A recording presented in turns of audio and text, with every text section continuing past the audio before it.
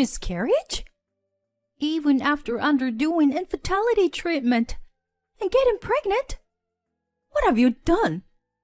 My mother-in-law blamed me for the miscarriage. Her face turned red.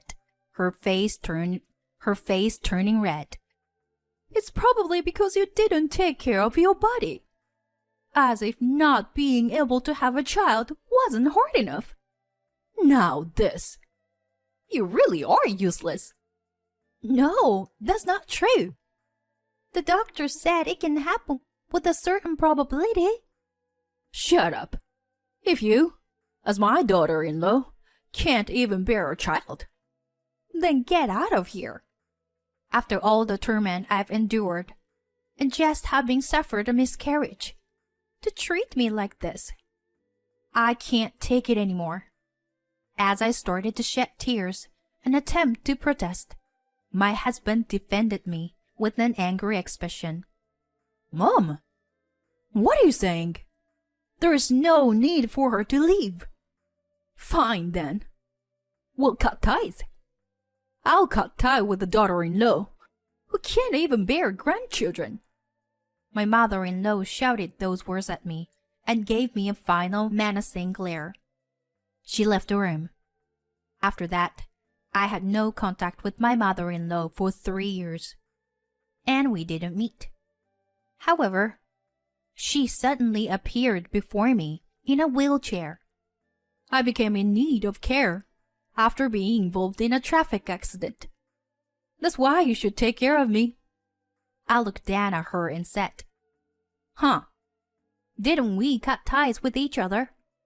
My name's Ivy, and I am 33 years old this year. I have been working as a caregiver even before getting married, and after marriage, I continued to work at the same workplace. I recently got certified as a care manager. So my main job is to come up with care plans for my patients. My husband Dylan is an office worker about the same age as me, and we met through a friend. Dylan graduated from a top university and works for a large corporation. At first, I thought there was a mismatch between him and me, as I only have a high school education. But Dylan continued to express his love for me. We had a good relationship, and after 2 years of dating, Dylan proposed to me. Ivy, please marry me. Let's become a family. Thank you, Dylan. I'm truly happy. I was at the height of my happiness at this time. I never imagined what would happen next. After accepting the proposal, we went to Dylan's parents' house to make a marriage introduction. Dylan's father passed away when he was in high school due to an illness. Since he is an only child, his mother lives alone in their family home. Nice to meet you. I'm Ivy. Standing at the entrance of my in-law's house, I greeted my mother-in-law nervously. You're Dylan's partner? My mother-in-law scrutinized me from head to toe. I want to marry her. Upon hearing Dylan's words, my mother-in-law smiled at him. Well, Dylan. We need to get to know this person first. My mother-in-law addressed me as I nervously sat on the couch. Oh, your name is Ivy, right? Which university did you graduate from? Well, I'm sorry. I didn't attend a university. I graduated from a local vocational school. Well, my mother-in-law visibly frowned her brow and covered her mouth. Not even attending university nowadays. Were you raised in a very poor family? Uh-huh. Mom, what are you saying? Well, isn't it? Or it is because your grades weren't good enough to attend university? My mother-in-law questioned me with a furrowed brow. I responded as best I could. My mother worked in caregiving. She always said it was a challenging but rewarding job. I grew up watching her in that role, so I wanted to walk the same path. Ivy works really hard at her job and has an ambition. I think that's wonderful about her, too. As Dylan supported me, my mother-in-law's expression became even more unpleasant. Caregiving? Did you say you were currently working in caregiving? Does that involve changing old people's diapers? Yes. I assist patients with their daily lives. That's not some smelly, dirty, low-level job. Huh? Even though caregiving is a job that anyone can do, it's not spoken of as something amazing. I could do nothing but be dumbfounded by my mother-in-law, who completely looked down on me. He continued to speak. Dylan said he's bringing his marriage partner. I thought it would be someone wonderful, but someone who couldn't even go to college, and someone who works in caregiving. It's disappointing. What are you saying, Mom? Well, isn't it, Dylan? Maybe you should reconsider now. Should I help you find someone wonderful? Enough already. Let's go, Ivy. Dylan slammed the table, stood up, and pulled my arm. But Dylan... I was honestly flustered as well, but my mother-in-law seemed surprised by the fact that Dylan, who is usually calm, displayed his anger so openly. Dylan, what's wrong? Did something bother you? Mom, you're being extremely disrespectful to Ivy. No matter what anyone says, I'm gonna marry Ivy. Dylan! Dylan's clear declaration made me feel happy. Then, my mother-in-law let out a deep sigh. Fine. If Dylan insists on it, I'll approve of the marriage. Mom. But in return, Ivy, make sure you fulfill your duty as a wife. Have children quickly. Understood? Yes. And so, Dylan and I were acknowledged by our respective parents and decided to register our marriage. We rented an apartment, considering the distance from our workplaces. But I was a little concerned about it, being close to my in-laws' house. I wanted to avoid getting involved with that mother-in-law as much as possible. It seemed like she didn't like me. And anyway, she shouldn't be interfering. My hopes didn't last long, as my mother-in-law started visiting our home almost every day, and began making snide remarks about various things. Ivy, there's dust accumulating on the curtain rail. Oh, I'm sorry. I have work on weekdays, so I was planning to do it on a weekend.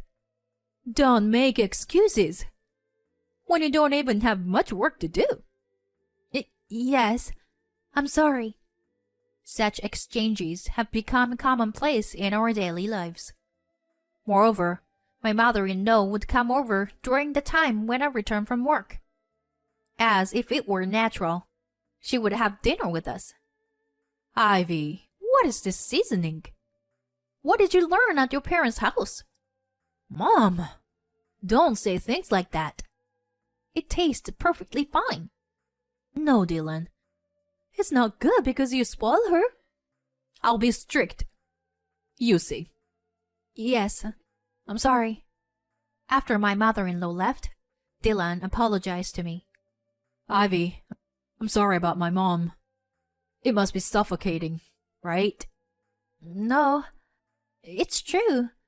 Then I am an inadequate wife. Besides, your mother is all alone. She might feel lonely. That was the only response I could give. Rejecting my mother-in-law, who rings the doorbell almost every day, it's something I cannot do.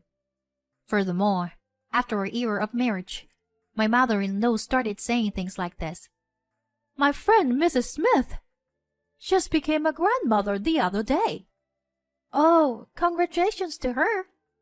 My response excited my mother-in-law. And Mr. Davis and Mrs. Miller also have grandchildren. I'm the only one without grandchildren. Well, you two are already in your 30s, right?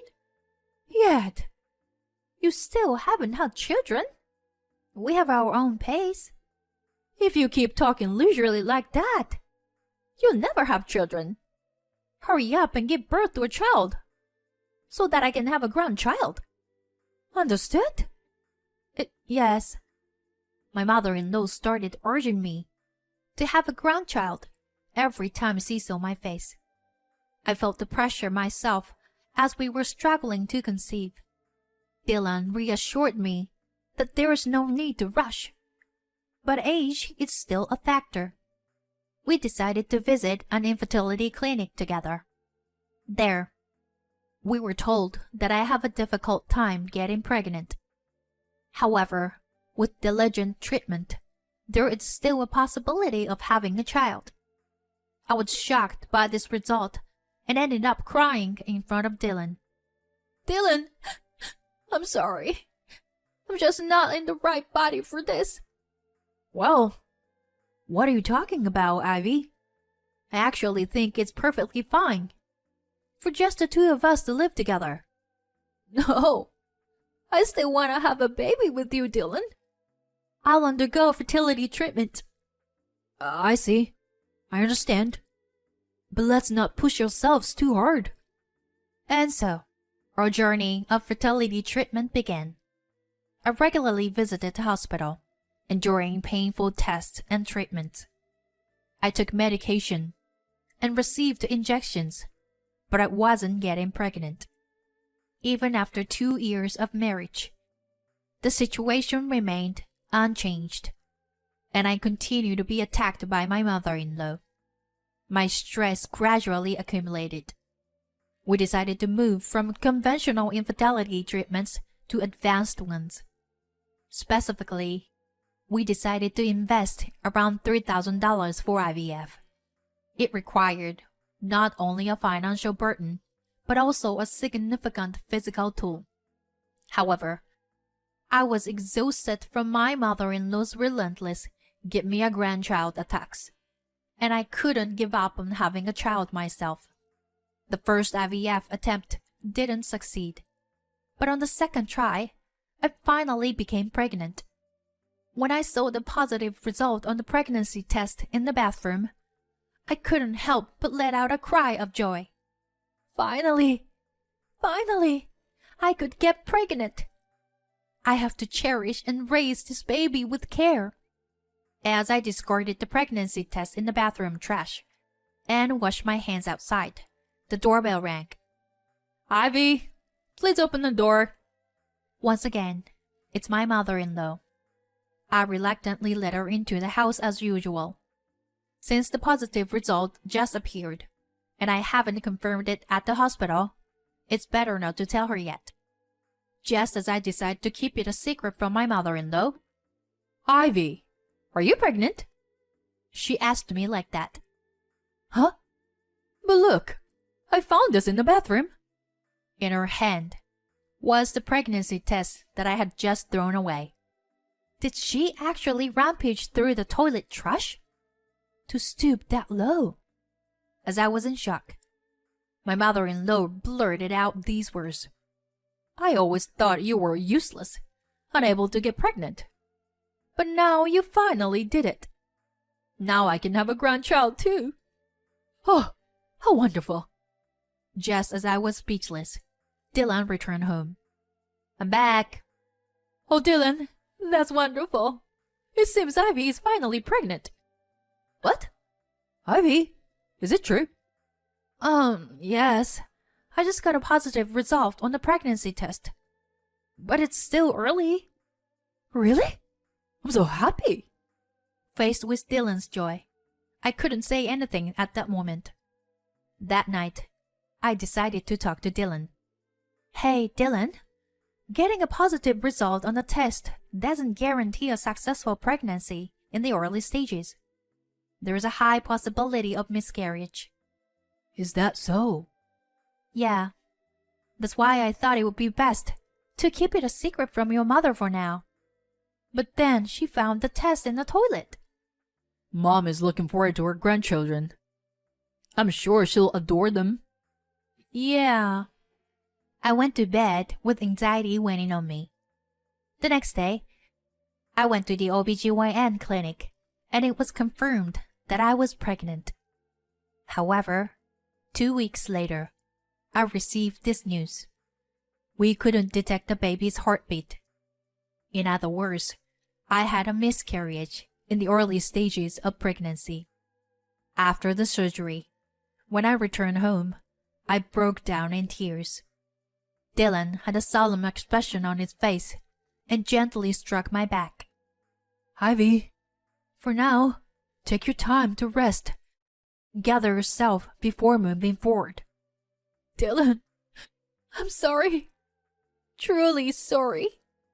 At that moment, the doorbell rang. Unfortunate timing. It was the time when my mother-in-law would usually visit. Let's ask her to leave today. I stopped Dylan from doing so. I need to explain the situation to your mom.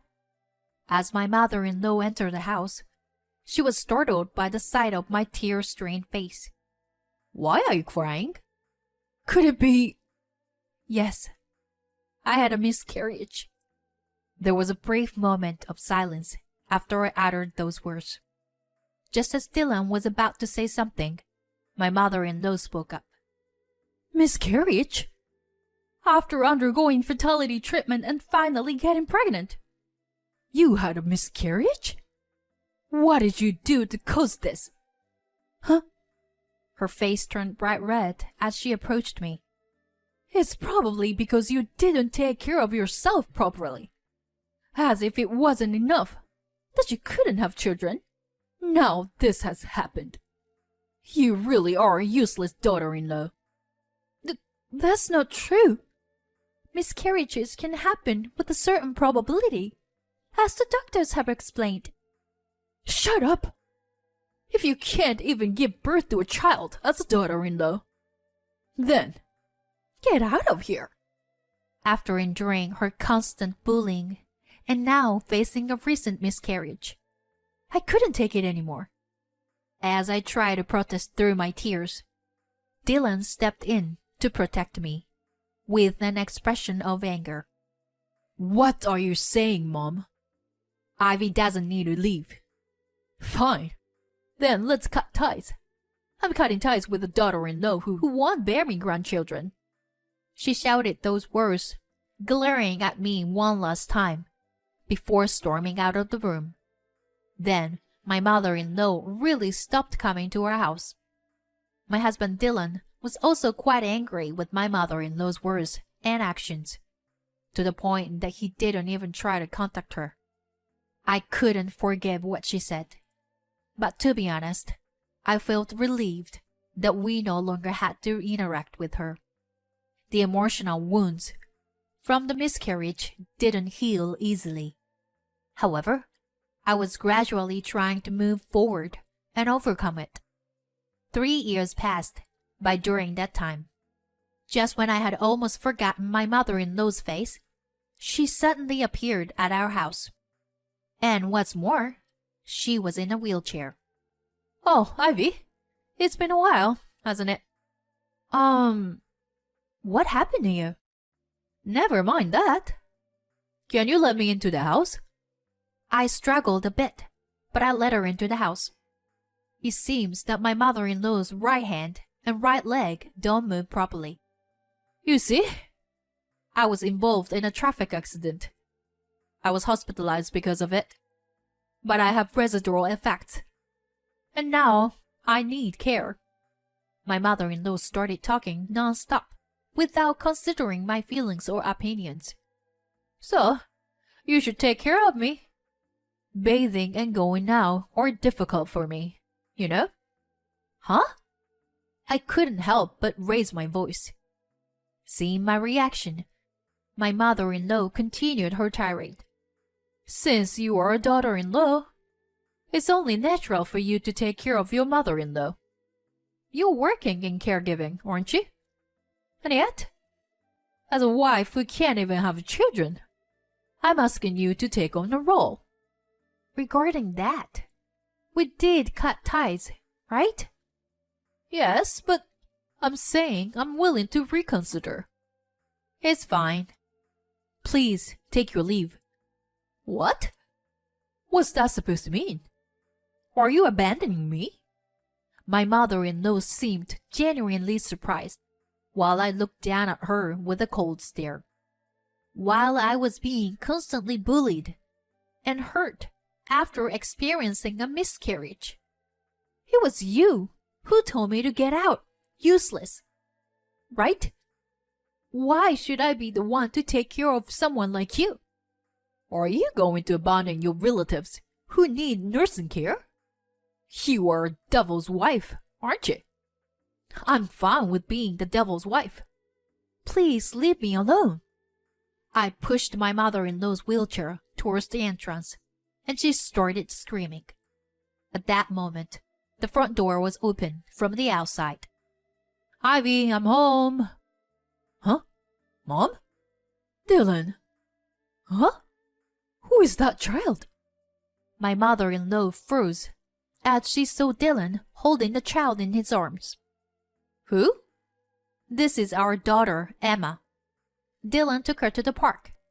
I held our daughter firmly in my arms as I received her from Dylan. What? A child? I didn't hear about this. Upon hearing that, my mother-in-law's eyes widened. Yes, after cutting ties with my mother-in-law, the stress seemed to disappear. Thanks to that, we quickly conceived a child. The child was born safely, and our daughter is already 2 years old. Well, I didn't say anything. I can't believe someone would utter such abusive words to Ivy. It's not what I would expect from a mother. Dylan, you know how much I long to hold my grandchild, right? I'm aware of that, but even so, I can't let someone who hurts my wife off the hook. So, what do you need today? As Dylan casually said that, my mother-in-law's mouth was left agape. I explained the situation to my husband. Upon hearing this, Dylan furrowed his brow. There's no way I would let Ivy take care of you. Just go home already. What are you saying? That's right. I'm going to live here together. I want to be with my grandchild too. Ivy can take care of me. It's as simple as that. I said we cut ties, didn't I? I'm sorry, but I can't live together. I won't provide any caregiving. My mother-in-law squeaks and grits her teeth and tries to grab me. Dylan stopped it. Got it. I'll find a facility for you. Dylan? Just quietly enter the facility. That would be the best for you, right? Now, go home. Dylan took his mother, who was causing a commotion in her wheelchair, without any argument. Afterwards, his mother moved into a facility he had found. Initially, she contacted us repeatedly, asking to visit and see her grandchild. However, as we continued to ignore her, those requests gradually ceased. Neither Dylan nor I have visited her, and we have no intention of doing so in the future. She will spend her old age alone, with a disabled body, but I have no sympathy for her. However, I do not sympathize with her. With her personality, she will find a way to persist stubbornly, anywhere she goes. She may not be liked by those around her, but, on the other hand, our family of 3 enjoys a peaceful and happy life. Recently, I discovered that I am pregnant with our second child. It seems that this time it will be a boy. I intend to prioritize our family's happiness and cherish our lives moving forward.